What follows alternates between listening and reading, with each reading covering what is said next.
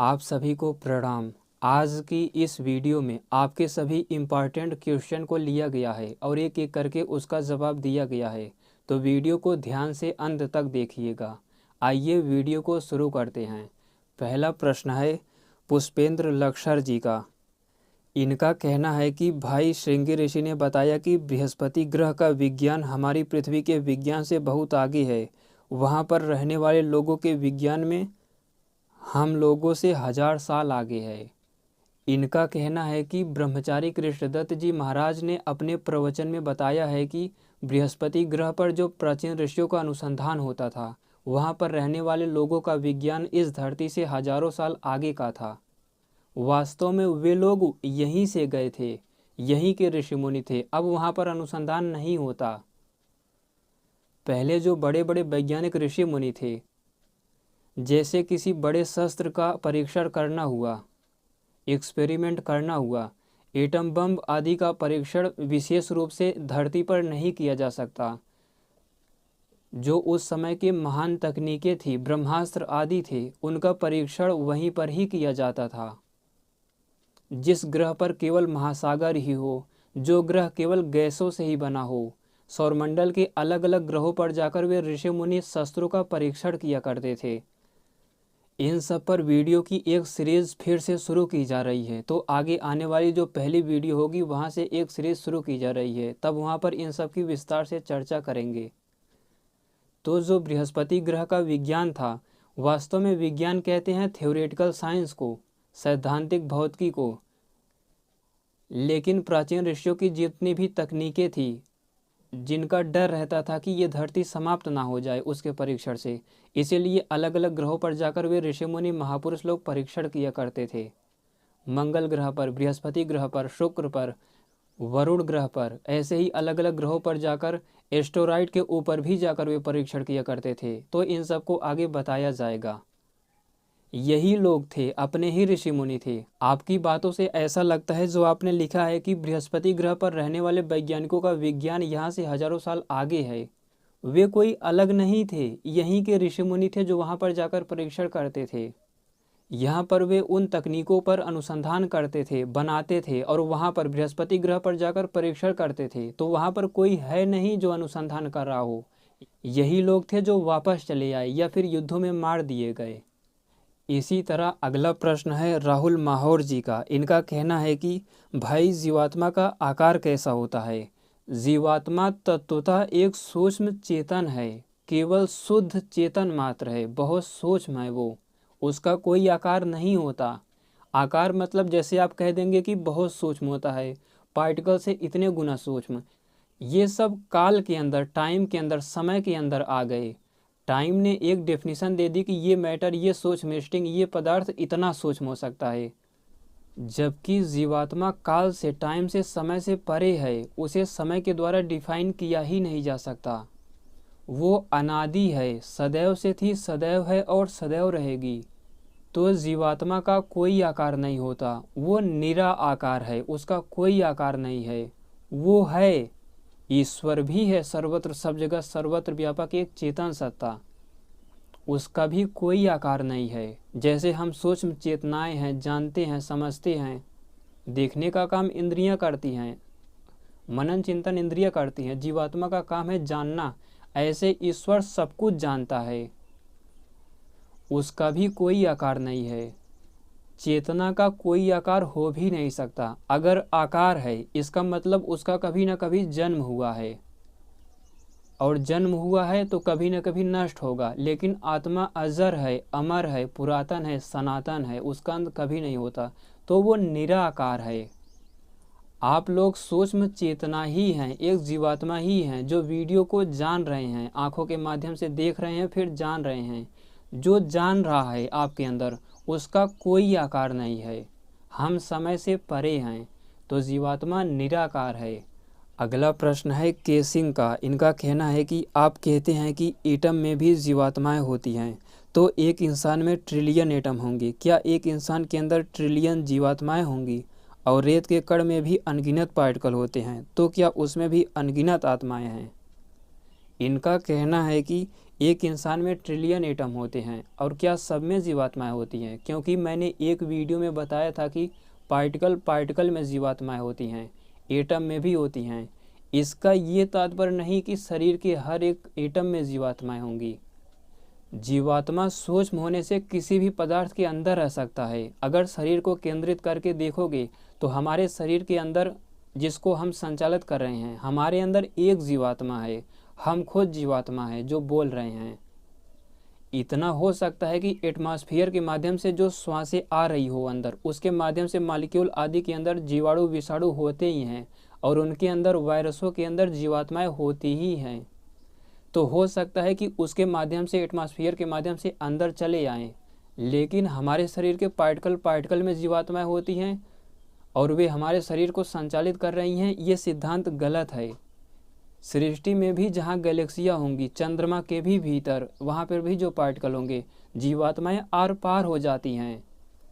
जीवात्मा चेतन होने से जड़ पदार्थों के साथ इंटरेक्शन नहीं करता।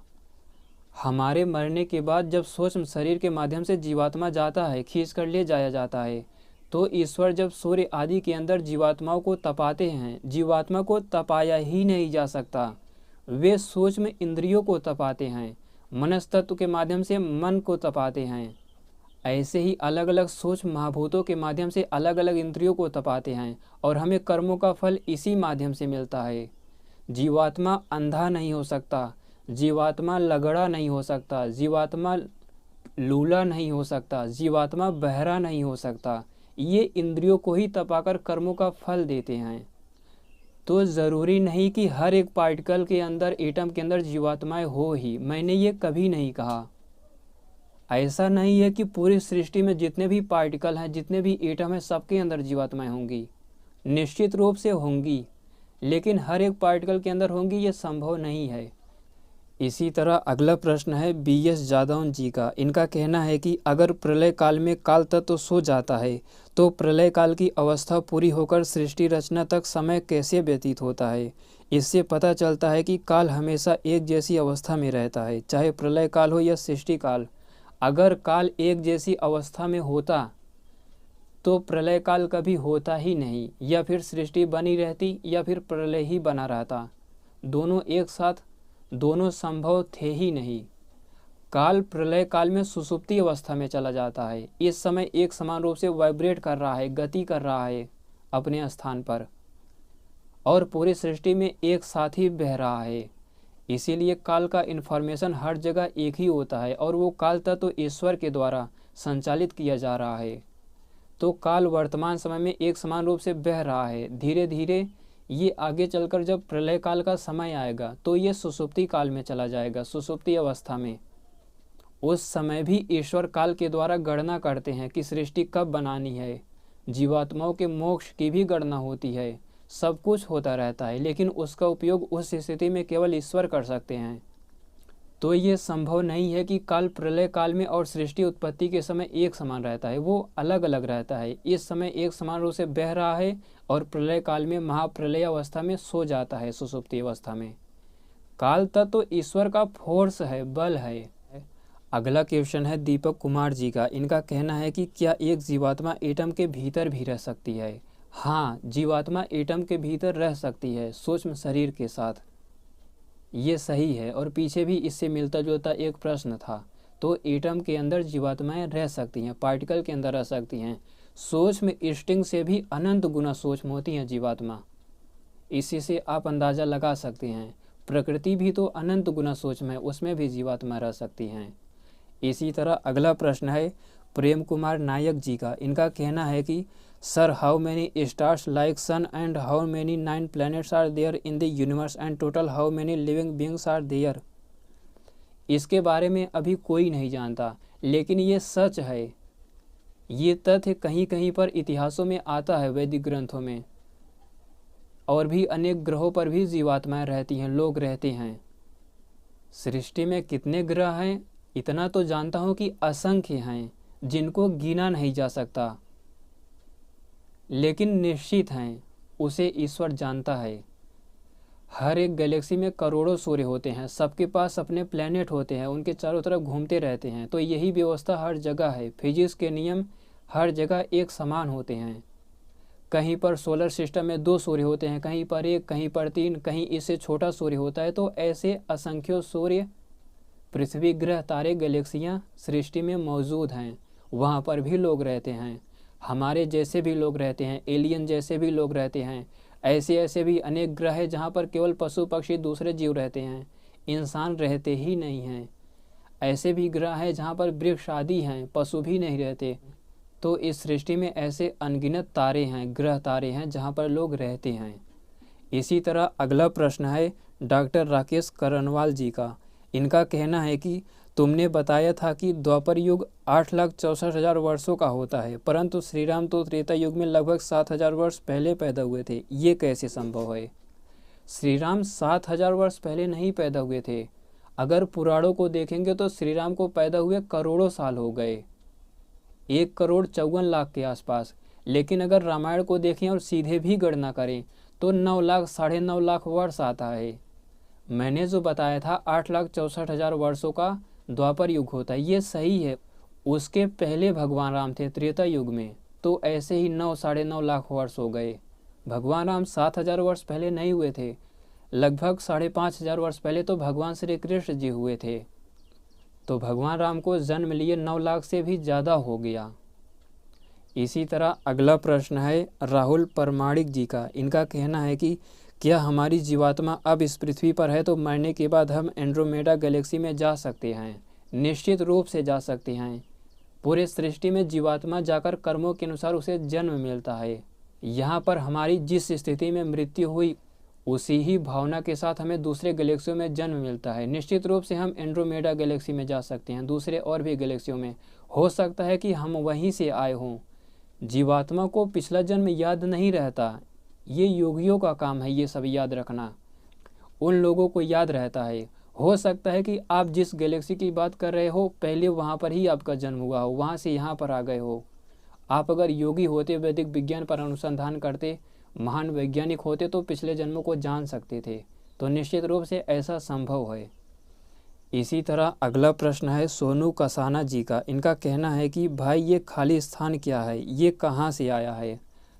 खाली स्थान जो सदैव से है, जैसे ईश्वर स्वभाव होने से सदैव से है, प्रकृति सदैव से है, हम सूक्ष्म चेतनाएं सदैव से हैं, ऐसे ही जो अवकाश रूप खाली स्थान है, स्पेस नहीं, स्पेस तो कर्व होता है, डिस्ट्रैक्ट होता है, वो वैदिक सूक्ष्म स्ट्रिंग से बना हुआ है, वो दूसरा आकाश स्पेस है। ये जो आपने खाली स्थान बोला, अवकाश रूप स्थान, ये स्वाभाविक है, ये सदैव से है। जो खाली है, अवकाश है, वो बन ही नहीं सकता, वो सदैव से था, वैसे सदैव खाली ही रहेगा। खाली ये कोई पदार्थ नहीं है, अवकाश को ही खाली कहते हैं। तो ये सदैव से है। इस पर आप थोड़ा मनन चिंतन कीजिए, आपको खुद ही इसका जवाब मिल जाएगा। ये अवकाश रूप खाली स्थान सदैव से है। इसीलिए तो अवकाश रूप खाली स्थान के होने से हम लोग बैठ पाते हैं, हमारा शरीर बना हुआ हो, पूरी सृष्टि बनी हुई है। अगर ये अवकाश रूप खाली स्थान ना होता तो ईश्वर सृष्टि बना ही नहीं सकते। वे बनाते कहाँ? ईश्वर खाली स्थान को उत्पन्न नहीं कर सकता। ईश्वर हम सूक्ष्म चेतनाओं को उत्पन्न नहीं कर सकता। जो ब्रह्मांड की प्रारंभिक अवस्था स्वाभाविक पदार्थ प्रकृति है, उसे भी नहीं बना सकता वो। तो खाली स्थान सदैव से है। अगला प्रश्न है संतोष प्रजापति जी का। इनका कहना है कि हनुमान जी सूर्य को कैसे निगल गए थे? ये एक कल्पना है। भगवान हनुमान सूर्य के चारों तरफ चक्कर लगाते थे, सूर्य तक चले जाते थे, जहाँ तक आज विमान ना पहुँच पाया। जितने भी सोलर विमान हैं, नासा के हो गए, इसरो के हो गए, चाइना के हो गए, जो वहाँ तक अभी तक नहीं पहुँच पाए, भगवान हनुमान उसके भी पास चले जाते थे, सतह तक चक्कर भी लगाते थे, जो कि वर्तमान समय में संभव नहीं है। उसी को लोग कहते थे कि मानो इन्होंने सूर्य को निगल गया हो। सूर्य पृथ्वी से 13 लाख गुना बड़ा है, उसे निगलने की बात कोई ऋषि मुनि महापुरुष सोच ही नहीं सकता। भगवान हनुमान बहुत बड़े वैज्ञानिक थे। मैं आने वाली वीडियोज़ में जो पहली वीडियो आपकी आएगी, वहाँ से जो सीरीज शुरू कर रहा हूँ, उसमें ये विषय भी लिया जाएगा। भगवान हनुमान की वास्तविकता क्या थी? उनकी जो गदा थी वो ऐसी लोहे की गदा नहीं थी कि लोगों का सिर फोड़ दे। वो वैदिक मंत्रों के आधार पर चलती थी, इच्छा मात्र से चलती थी, उसमें भी दिव्य शक्तियाँ थी उस गदा में। भगवान हनुमान ने सूर्य को नहीं निगला था, ये भ्रांत अफवाहें हैं। इसी तरह अगला प्रश्न है सिंपल वाइज टेक का। इनका कहना है कि बिग बैंग तो 13.6 बिलियन ईयर प्रेडिक्ट करता है। सृष्टि उत्पत्ति विज्ञान पर मैंने एक वीडियो बनाई थी जिसमें ये बताया था कि 4 अरब 32 करोड़ साल सृष्टि की उत्पत्ति होती है, उतना ही प्रलय रहता है। उसी पर ये कह रहे हैं कि बिग बैंग जो आधुनिक साइंस की थियरी है वो बताती है कि 13.6 बिलियन ईयर पहले ब्रह्मांड बना। देखिए ये थियरी पहले कुछ और भी कहती थी, कभी 2 अरब साल, कभी 4 अरब साल, आज 13.6 अरब साल कह रही है। तो साइंस की ये थियरी बदलती रहती है। हालांकि बिग बैंग एक सबसे बड़ा भ्रम है, ये कोई थियरी है ही नहीं। बिग बैंग थियरी का जन्म क्रिश्चियन से हुआ है, वहाँ से प्रेरणा मिली थी। ये थियरी वास्तव में एक भ्रम है। तो ये भी सत्य है कि कभी 2 अरब साल कहती थी, कभी 4 अरब साल, तो ऐसे ऐसे वे 13.6 अरब साल। कभी जब ठीक से कैलकुलेशन होगा और वैदिक थ्योरी ऑफ यूनिवर्स को लोग अपनाएंगे, वास्तविकता को समझेंगे, तो यहीं पर आएंगे। रही बात, ये तो अपनी अपनी थ्योरीज हैं, जब बाद में प्रूव होगा तो जो सत्य होगा वो तो सामने आएगा ही। इसी तरह अगला प्रश्न है संजीव कुमार जी का, क्या भूत का अस्तित्व है? जो 5 सूक्ष्म महाभूत होते हैं, हमारा शरीर, पंच भौतिक, ये सब तो होते ही हैं। रही बात जीवात्मा की, जीवात्मा तो भटकती ही रहती है। अगर उसके वैसे खराब कर्म थे तो वो सृष्टि के अंत तक भी भटकती रहती है। तो इन्हीं को आप चाहे जो समझ लीजिए। और जो भूत प्रेत आदि होते हैं, ये कुछ मानसिक बीमारियां भी होती हैं। पूर्व जन्म के कुछ संस्कार जाग उठते हैं जिससे उस व्यक्ति का मस्तिष्क डिस्टर्ब हो जाता है। तो बहुत सी ऐसी चीज़ें हैं। अगला प्रश्न है ब्रह्मपुत्र जी का। इनका कहना है कि इंसानों द्वारा किए गए सभी आविष्कार ऊर्जा से चलते हैं, किसी जीवात्मा से नहीं। तो क्या ये संभव नहीं कि इंसान भी ऊर्जा से चलता हो? जो ऊर्जा होती है वो किसी मैटर में, किसी पदार्थ में ही हो सकती है। सृष्टि में सबसे पहले ऊर्जा ही उत्पन्न होती है जो कि चेतन ऊर्जा है।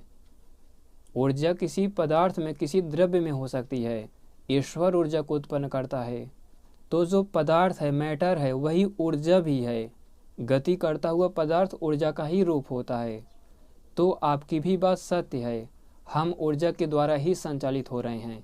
हम जीवात्माएं तो केवल इच्छा मात्र करते हैं, प्रयत्न करते हैं, बाकी सारे कार्य ऊर्जा करती है। सृष्टि के फिजिक्स के नियम करते हैं, ईश्वर के नियम करते हैं। इसी तरह अंतिम प्रश्न है, क्या बैक्टीरिया में भी अहंकार तत्व होता है? जहाँ जहाँ भी जीवात्माएं हैं उनके साथ सूक्ष्म शरीर जुड़ा होता है। हालांकि ऐसा नहीं कि हर जीवात्मा के साथ इस समय भी सूक्ष्म शरीर जुड़ा हुआ ही है। लेकिन हाँ, अगर बैक्टीरिया वायरस गतिशील है, वो जीवित है, तो उसके अंदर भी अहंकार तत्व होता ही है। निश्चित रूप से उसके अंदर सूक्ष्म शरीर होता है, इंद्रियां होती हैं, श्रोत्र आदि इंद्रियां होती हैं। कर्मों के अनुसार उन्हें सब कुछ मिलता है। तो बैक्टीरिया के अंदर भी सूक्ष्म शरीर, अहंकार तत्व, महत तत्व, बुद्धि तत्व सब होता है। तो यही है आप सभी का प्रश्न। मुझे लगता है कि ये वीडियो आपको अच्छी लगी होगी। जो भी प्रश्न हो आप कमेंट में पूछते रहिए। आगे मैं जो सीरीज़ ला रहा हूँ वैदिक विज्ञान की, वो अब हो सकता है कि निरंतर रहे और फिर से जैसे पहले अनुसंधान होता था, पहले जैसे वीडियो की सीरीज़ आती थी वैसे फिर आनी शुरू हो जाएगी कल से। वीडियो को पूरा देखने के लिए धन्यवाद।